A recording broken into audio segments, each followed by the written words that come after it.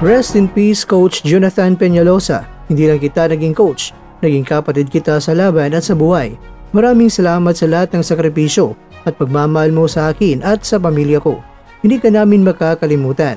Our prayers are with Peñalosa family. We will forever miss you, Coach.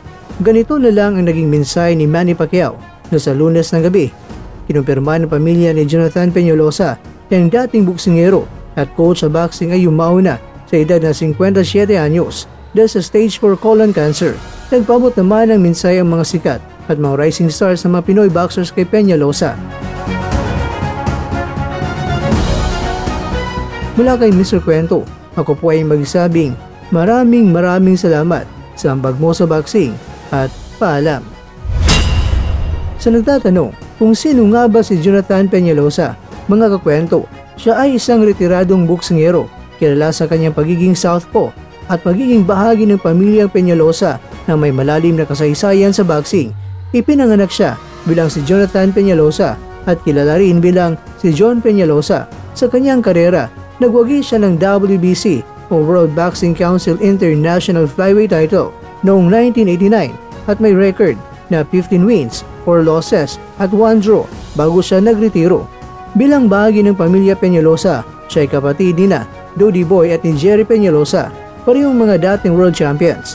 Matapos ang kanyang pagretiro, naging coach siya ng mga batang boksingero, kabilang na ang kanyang mga pamangkin na sina Dodi Boy Jr., Dave at Carlo. Kilala rin siya mga kwento sa pagtulong sa mga mixed martial artists tulad ni Brandon Vera sa kanilang boxing training. Sa kasalukuyan, si Jonathan ay patuloy na kinilala sa mundo ng boxing, di lamang na sa kanyang mga tagumpay sa ring, dahil pati na rin sa kanyang kontribusyon sa paghubog ng mga susunod na mga henerasyon ng mga boksingero.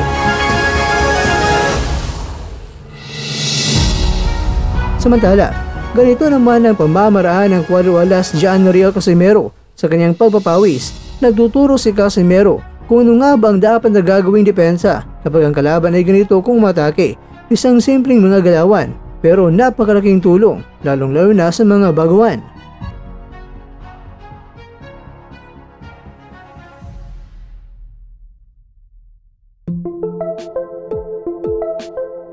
Mga kakwento, marami na ngayon ang nananabik na muling lumaban sa ibabaw ng lona ang Cuadro Alas. Ang ibang bashers nga rin ay galit na dahil tilabas sa susunod na laban ni Alas ay hindi na makapaghintay sila.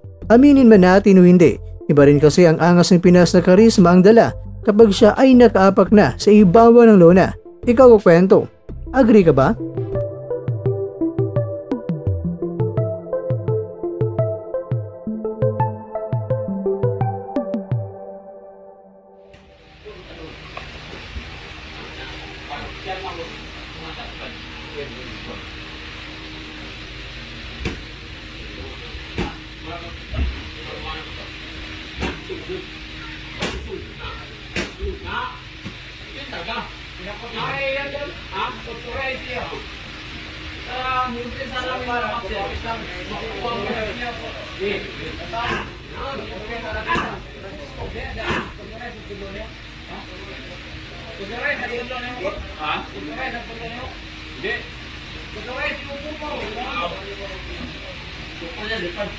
Bakit ikaw ngayon?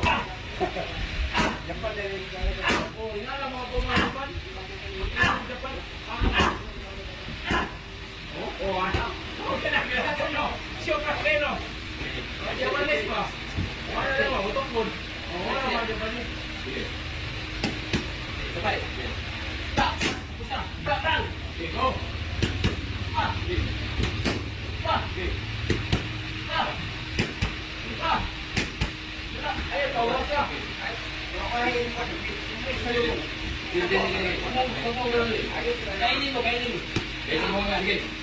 Kainin ba? Yan! Yan! Yan! Yan na! Okay. Ha! Kainin mo! Sige! Maganda! Sige! Sige! Kuda! Wait! Ha!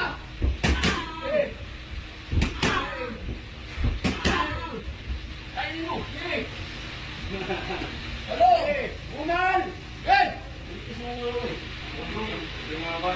Yan pa rin yung tinalakot mo. Yan.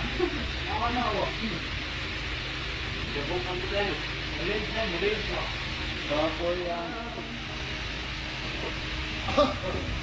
Wag rin yan, coach. Tanggal ang bukton.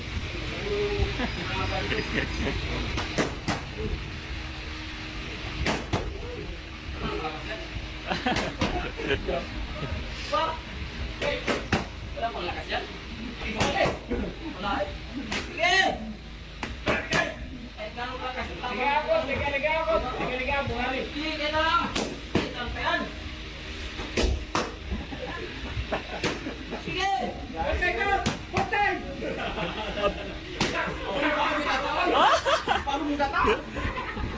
Siya, yan. Kunin niyo yan. Yung suntok na gano'n, talipas. Kita-kita nyo. Sige, suntok ka. Kita-kita nyo yan. Kahit gano'n mga lakas yan. Kayong blakan. Ayun, blakan yan. Nakabalas kayo. Nakabalas kayo. 50-50. Oo. Paano mo gata? Siya, yan. Kunin niyo yan. Yung suntok na gano'n, talipas. Kita-kita nyo. Sige, suntok ka. Kita-kita nyo yan. Kahit gano'n mga lakas yan. Kayong blakan. Ayun, blakan yan. Nakabalas kayo. Nakabalas kayo. 50-50. Oo. Awan niya. Kahit gano'n kayo kakas. Yung mata dito yung ura. Ayaw. Oo.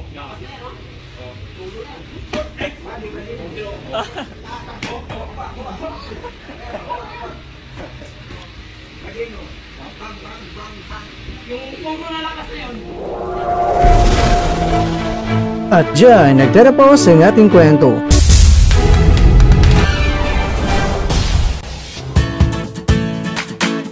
Maraming salamat mga kakwento sa inyong panonood. Pero baka naman mga kakwento ay nagustuhan niyo po ang kwento natin ngayon. Baka pwede niyo po akong mabigyan dyan ng like, subscribe at pa-click na rin sa bell button.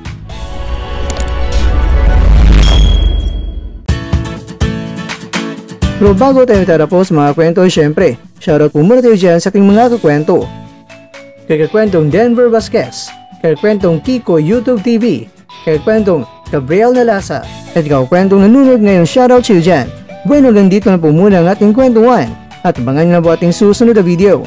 At dito na po yan sa isang channel na kung saan maaring ito'y mga kwentong di pa na kwento sa inyo.